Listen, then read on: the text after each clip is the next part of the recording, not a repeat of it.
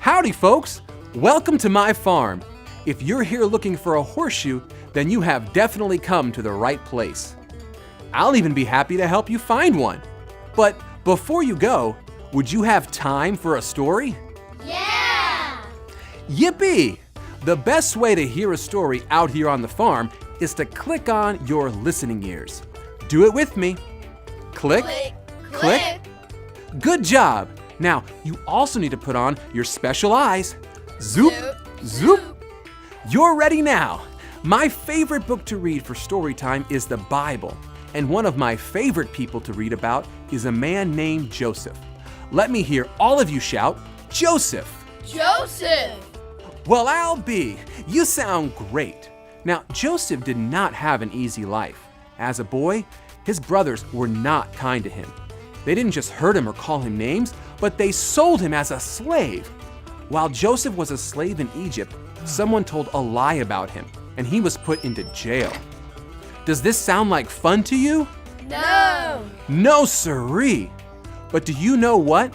Even though all of these bad things happened to him, God helped Joseph love others.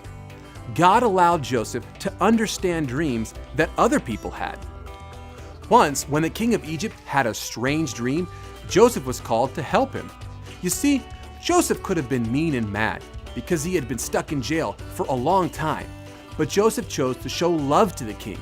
Joseph told him that his dream meant that in 7 years, no more food would grow. He told the king to save all the food they possibly could, so that when there was no food growing, everyone in Egypt would still have plenty to eat. Well, the king loved this idea. He knew that God was with Joseph, so he put Joseph in charge of saving all the grain and getting ready for the 7 years without food. Let's all cheer for Joseph again. Yeehaw! So Joseph and his men worked hard over the next 7 years. They built large barns and stored as much grain as possible.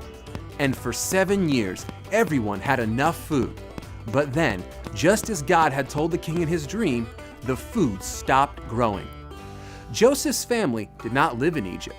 They were hungry and needed food. So his brothers made their way to Egypt to ask for grain. It had been a long time since the brothers had seen Joseph, and they did not know who he was.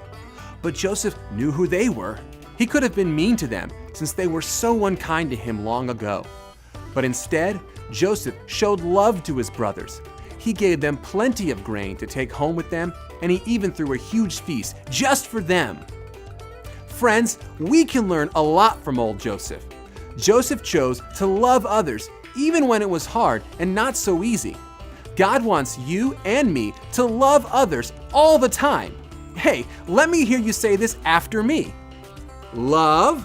Love. Others. Others. Yeah, thanks for taking the time to hear my story. I almost forgot. Here's a horseshoe for you. So long, friends. Thanks for stopping by.